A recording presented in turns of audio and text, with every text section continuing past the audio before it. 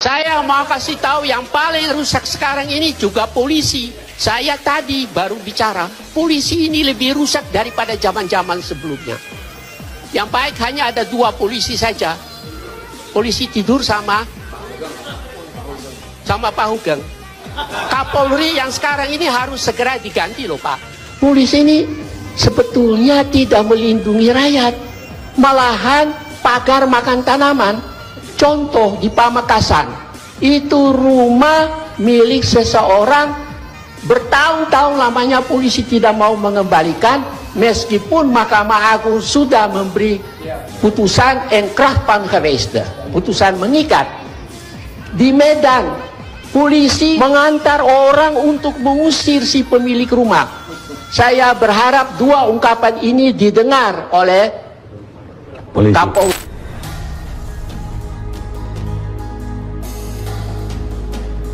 Di mana nanti undang-undang polisi yang baru memberikan kekuasaan, kewenangan yang jauh lebih tinggi daripada yang sekarang. Polisi bisa juga menyita atau menghentikan akses internet seseorang. Wah, ini bahaya, teman-teman. Apakah memungkinkan dibubarkan? Yes, memungkinkan, teman-teman. Kenapa? Ya, seperti yang kata-kata saya tapi itu brengsek semua, busuk semua kata dia. Halo teman-teman, kembali dengan saya Alvin Lim di channel Quotient TV. Teman-teman, podcast hari ini bertema bubarkan Polri. Bubarkan Polri. Apa itu? Kenapa? Teman-teman lihat slide-slide sebelumnya. Sekarang ini sudah mulai banyak masyarakat yang berani berteriak, teman-teman. Dan teriakan mereka itu mengarah ke gerakan untuk membubarkan Polri. Nah, saya mau membahas tentang itu, teman-teman ya. Pertama, pembubaran Polri, apakah itu memang memungkinkan? Lalu, kenapa mesti dibubarkan? Apakah memang nggak ada jalan lain selain pembubaran? Ya. Terus kalau dibubarkan, apa alternatifnya? Dan bagaimana akibat hukumnya, teman-teman ya? Saya mau bahas itu. Ini sangat penting. Kenapa saya bilang sangat penting? Teman-teman tahu, kadang saya ketika membahas atau mengkritik tentang Polri, saya jadi emosional dan naik pitam. Tapi akhir-akhir ini saya pikir saya nggak mau lah melakukan itu. Maksudnya, saya berbicara aja, terserah Polri masih mau mendengar atau tidak. Tetapi teman-teman lihat, dari dulu saya sudah bilang bahwa jika Polri tidak memperbaiki, tidak mengikuti kritik dan melakukan perbaikan, pembangunan, ya, maka cepat atau lambat masyarakat akan marah, masyarakat akan antipati, dan masyarakat akan memusuhi Polri. Ya.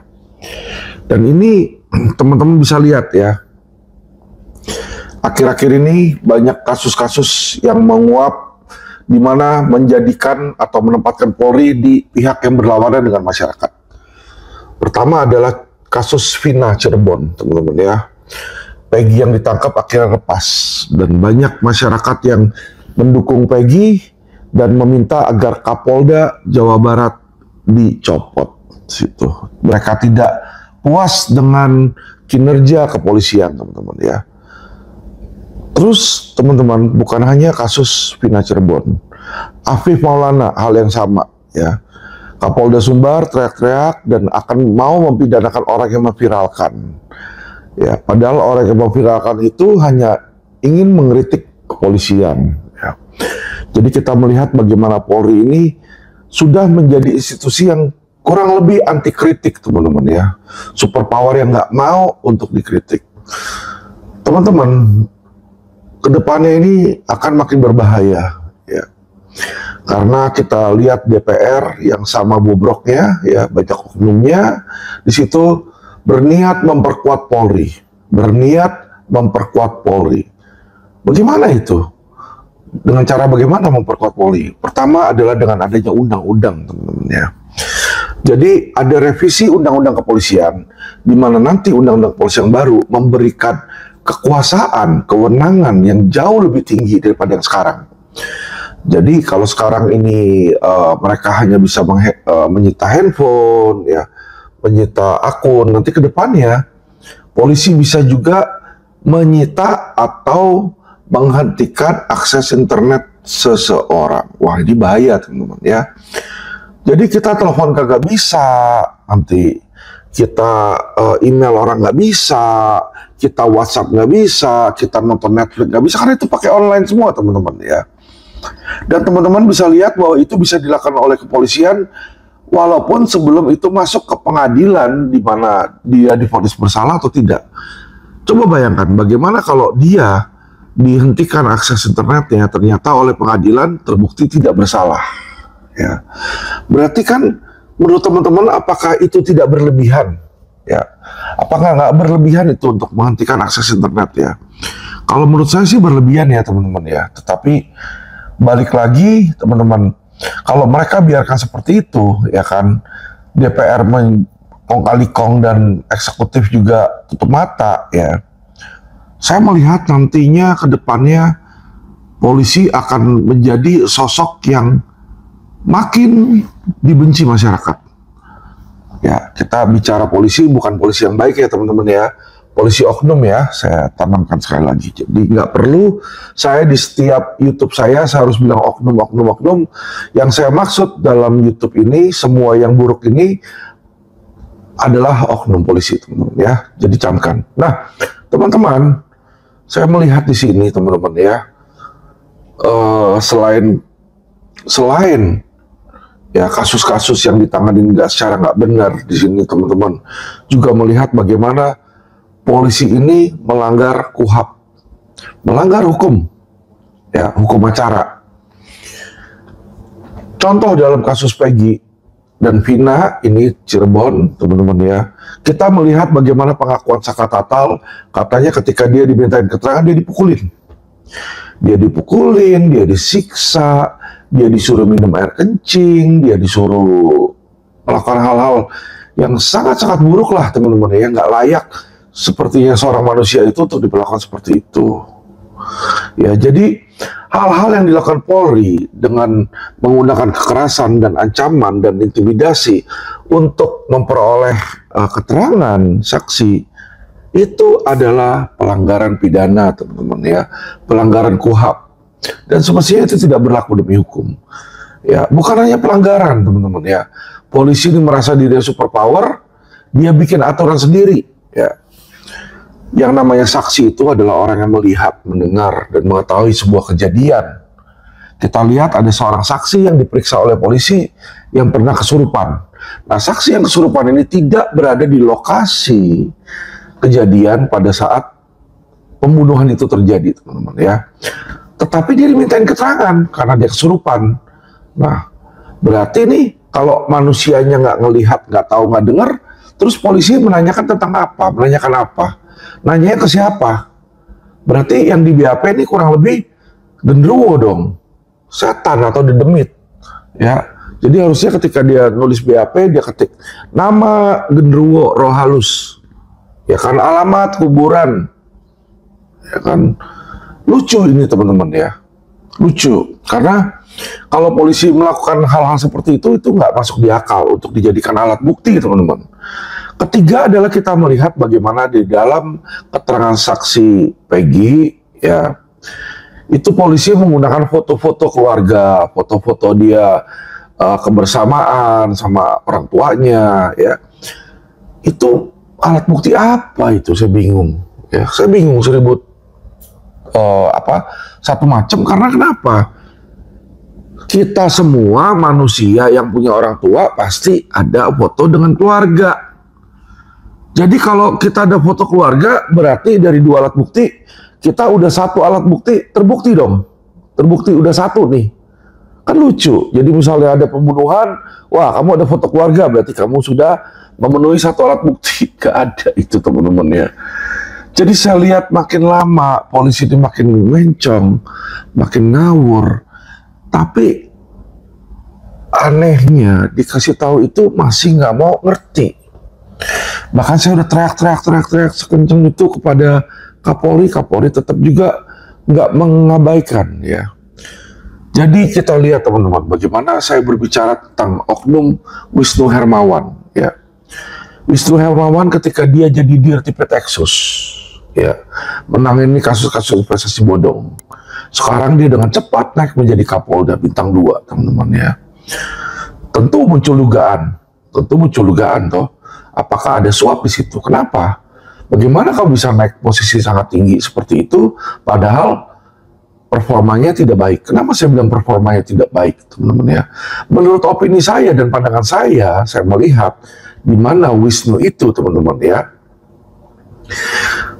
membuat kabur beberapa penjahat, beberapa bos investasi bodong yang merugikan triliunan rupiah bagi masyarakat, triliunan ya. Jadi bos Indosuria dengan kerugian 107 triliun, Suwito Ayubnya kabur sampai sekarang 4 tahun nggak pernah ditemukan. Kalau teman-teman googling, dia punya pernyataan, si Wisnu itu punya pernyataan, dia bilang sudah ketahuan, sudah di tracking lokasinya di mana. Mungkin dalam waktu dekat ditangkap, tapi nggak ditangkap tuh sampai dia naik pangkat ya. Jadi ngomongannya itu juga sama ya, kotor, bau, busuk, teman-teman ya. Sama seperti yang di video saya tayangkan di depan ya, dimana J.S. Hetapi ya, seorang profesor yang pintar, dia bilang ya, beliau bilang saat ini polisi ya sangat buruk, paling buruk di zamannya, dan dia bilang tidak ada polisi baik kecuali 2 polisi. Ya, ini perkataan beliau ya, bukan perkataan saya, yaitu polisi tidur dan polisi Hugeng yang sudah meninggal. Ya, saya jujur sedih sih melihat situ ya, mendengar situ saya sedih. Saya mengharapkan Indonesia ini bisa jadi kuat, mempunyai kepolisian baik. Tetapi kalau kepolisiannya isinya, kantor polisi isinya oknum yang suka menyiksa orang-orang seperti Afif Maulana, ditendang-tendang, dipukul sampai dia meninggal di situ ya, yang memberikan kencing ke Sakat Tatal, yang memfitnah Joshua setelah dia dibunuh, dia difitnah, bahkan orang sudah mati juga difitnah di situ, teman-teman ya.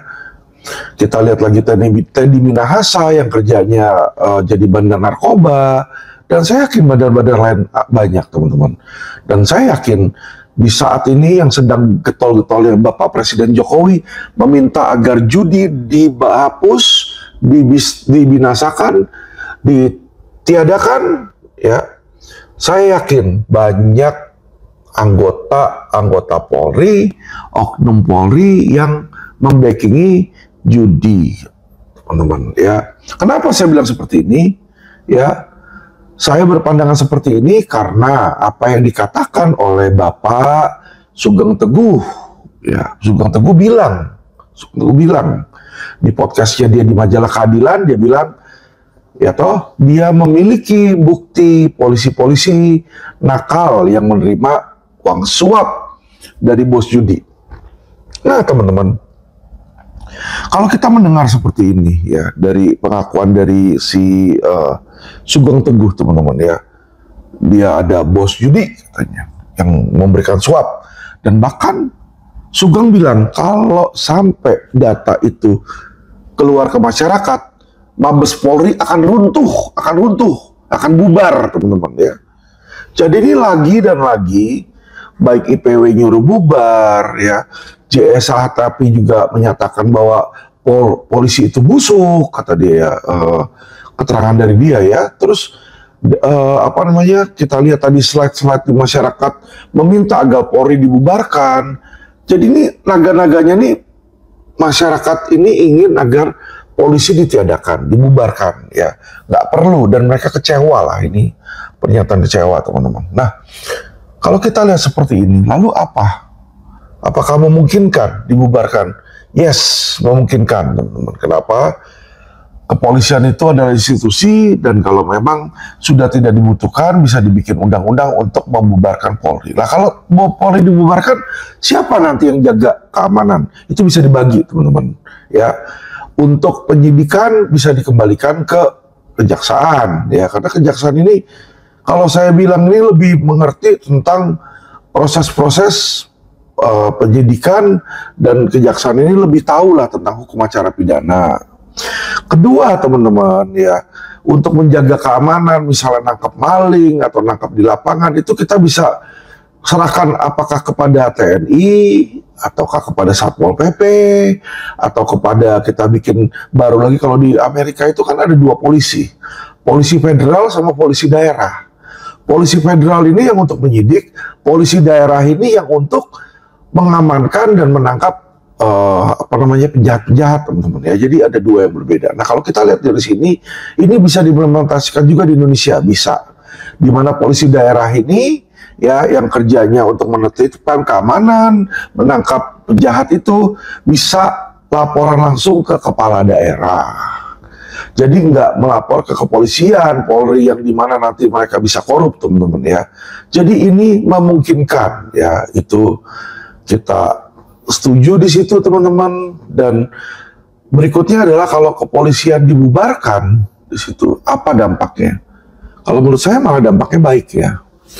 Karena kalau sekarang kita ada penjahat di masyarakat yang terbuka terang-terangan, kita tahu, oh ini penjahat. Tetapi di kantor polisi kita punya lagi oknum penjahat, oknum polisi yang menjadi penjahat, yang kerjanya menyiksa masyarakat, menyengsarakan masyarakat, ini menjadi penjahat terselubung. Jadi Indonesia ini punya dua penjahat terang-terangan sama penjahat gelap di situ, teman-teman ya. Itu malah lebih repot. Jadi kalau menurut saya ada bagusnya dibubarkan saja.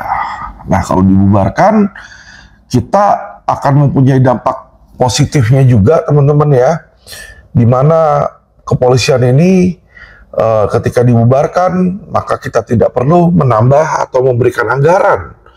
Dimana anggaran ini tentunya bisa dipakai untuk membasmi kemiskinan, ya, membayar asuransi kesehatan dan hal-hal lain yang mungkin kita bakal bilang lebih penting bagi masyarakat, teman-teman ya.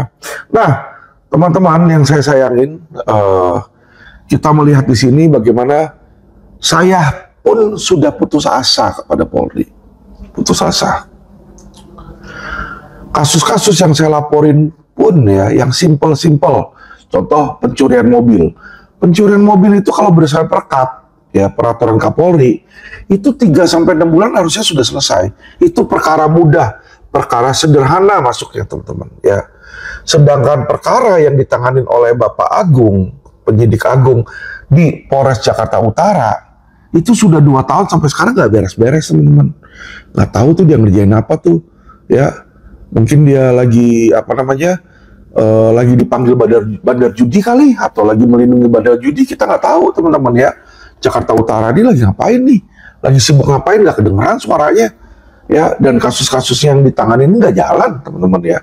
Jadi dari utara sampai selatan nggak benar. Kenapa selatan juga nggak benar? Selatan ini ada pengacara yang namanya Jagat, ada penyidik yang namanya Jagat, ya. Dan kanitnya bernama Norma Sari di situ ya, menangani kasus pembakaran ruko oleh seorang preman parkir aja, itu juga sama, teman-teman ya.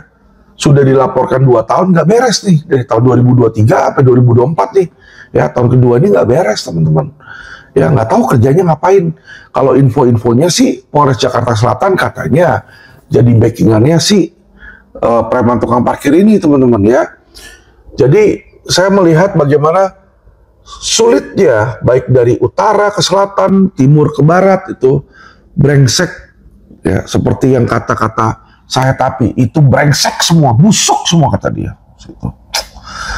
Ya, saya sudah malas mengumpat mereka, saya sudah malas juga memberitahu kepada mereka. Ya sudahlah, memang bagusnya sih kalau nggak bisa diberitahu, bubarkan saja, bubarkan. Jadi saya senang juga bahwa akhir-akhir ini ya, dengan saya berani berteriak lantang, masyarakat lain juga berani berteriak, menyuarakan ya, mengutarakan kekesalan hatinya, teman-teman ya, dimana mereka itu merasa bahwa kepolisian ini ya tidak ada gunanya bagi mereka. Dulu orang nggak berani ngomong gitu terang-terangan, teman-teman. Sekarang saya lihat kemarin di TV Peggy Setiawan pun bicara. Dia bicara apa, teman-teman? Dia bilang dia disiksa, dia dipukulin ya di situ ya. Jadi sudah mulai ada keberanian masyarakat untuk berbicara. ada keberanian masyarakat untuk mengungkapkan ekspresinya, teman-teman, ya. Walaupun itu ekspresi positif ataupun negatif, itu sudah ada keberanian, dan ini hal yang bagus, teman-teman, di masyarakat, ya. Dan saya yakin ke depannya makin banyak masyarakat yang akan berteriak-teriak, ya, akan menentang kepolisian dan meminta kepolisian untuk dibubarkan, ya. Jadi bisa kita lihat sekarang benar yang saya ngomong bahwa kepuasan Polri di tingkat 73 itu hanyalah khayalan, hanyalah fiktif, hanyalah rekayasa, hanyalah survei yang patut diragukan baik metodologisnya maupun hasilnya, teman-teman, ya. Itu yang saya lihat, teman-teman, ya. Itu yang saya lihat, yang saya yakini, dan itu merupakan opini hukum saya, teman-teman. Silakan kalau kalian mau beropini hukum lain, silakan. Nah, teman-teman, kita melihat juga di mana kepolisian ini, teman-teman, ya, makin lama kerjanya itu mereka terima suap, membunuh, menjadi backingan narkoba, menjadi backingan judi online. Buktinya apa menjadi backingan judi online? Infonya Kapolri udah sebut, kita tahu ada 5 bandar judi besar. Kapolri ngomong gitu. Kalau dia udah tahu, pertanyaan kedua adalah kenapa nggak lu tangkap? Kenapa bandar judi yang nggak ditangkap? Terima suap. Jangan ngomong-ngomong, jangan kenceng-kenceng. Oh ya, siap. Ya. Ya, ini menjadi salah satu dugaan keras. Karena kenapa? Karena kalau nggak terima suap, ya langsung aja tangkap, kan nggak ada beban, ya. Ataukah masa Jenderal Bintang 4 takut sama bandar judi? Jenderal Bintang 4 takut sama bandar judi? Ya, ilah. Takut sama bandar judi, jangan jadi Jenderal Bintang 4. Itu di bawah presiden satu, tapi takut. Nggak mau nangkep bandar judi. Dan dia udah tahu di mana itu bandar, ya. Bandar yang terbesarnya juga ada di Indonesia masih. Saya baru cek kok. Situ, teman-teman, ya. Oke, teman-teman, kita melihat di situ. Kita juga sudah tahu, kita juga sudah mengamini lebih baik polisi ini dihapuskan aja, karena percuma, ya. Hanya mereka yang punya wewenang untuk menangkap bandar judi. Hanya mereka yang punya wewenang untuk menangkap bandar narkoba, ya. Tapi bandar-bandar besar ini dibiarkan berkeliaran, ya. Jadi polisi-polisi yang brengsek pun nggak dipecat, nggak dicopot, tapi malah dipromosi jadi kepala daerah Polda Lampung, teman-teman, ya. Oh, sorry, bukan Lampung, Sumatera Utara. Jadi saya melihat di sini bagaimana polisi ini makin lama isinya makin busuk, isinya oknum-oknum, dan itu oknum yang tadi saya sebut, si Wisnu pun juga sama, teman-teman, ya. Apa yang dilakukan, dia itu juga diduga menghilangkan alat bukti barang sitaan. Nilainya triliunan, teman-teman, ya. Karena satu yak aja tuh mahal banget. Itu di Singapura ada yak yang milik si Hendy Surya, ya. Fotonya ada, dan dia udah bicara, kepolisian tipe Texas sudah bicara bahwa dia bilang ada yak di situ. Tapi sampai sekarang ternyata di keputusan pengadilan yak itu nggak ada, teman-teman, ya. Dan bukan hanya yak ini, ada obligasi, ada aset senilai 30 juta dolar di Inggris, ya. Kalau sekarang 16.000, 30 juta dolar itu berarti 480 miliar, 480 miliar, teman-teman. Wih, kok nggak ada di situ, ya? Apakah dibagi-bagi sama penjahat dengan oknum polisi, atau oknum polisi yang ambil semua nih, teman-teman? Coba kira-kira komentar, ya. Dan itu pun sudah saya blow up, ya. Apa yang dilakukan oleh Kapolri dan Kadif Propam nggak ada. Kapolri nggak berani menindak, malah Kapolrinya naik pangkat juga dari bintang 2 ke bintang 3. Padahal Kapolri ini, si Syahar ini, ya, Kadif Propam ini nggak pernah menjadi Kapolda, ya. Dan biasanya aturan internal harus jadi Kapolda dulu sebelum bisa naik bintang 3, ya. Tapi ini sangat hebat, nggak pernah jadi Kapolda bisa jadi bintang 3. Nah, hal seperti ini, apalagi performanya minim, minus, ya. Yang kita laporkan ini ke Propam sama sekali nggak pernah diproses, teman-teman. Nggak pernah diproses, nggak pernah ditindaklanjuti. Kita heran, kok hilang menguap begitu aja, teman-teman ya. Jadi nggak ada jeruk makan jeruk. Kita melihat bagaimana polisi saling melindungi oknum-oknum tersebut, ya. Mafia hukum ini makin kenceng. Saya miris dan actually saya sedih, I'm kind of sad ya, because kalau nanti ini makin parah, ekonomi Indonesia pun makin parah. Sekarang ini harga minyak naik, harga emas naik, harga silver naik, harga dolar naik, ya. Sedangkan pengangguran pun juga naik, teman-teman, mengakibatkan daya beli masyarakat itu makin turun, ekonomi makin turun, ya.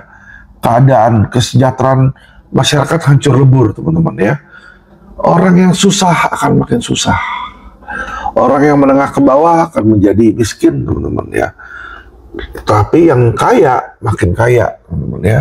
Sehingga apa?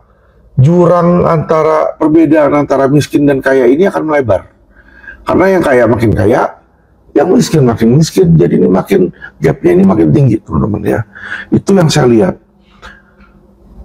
So, teman-teman, ya kan, kalau memang menurut Anda ini, ya, masyarakat sekalian, saya mau dengar komentar kalian, saya mau dengar pendapat kalian.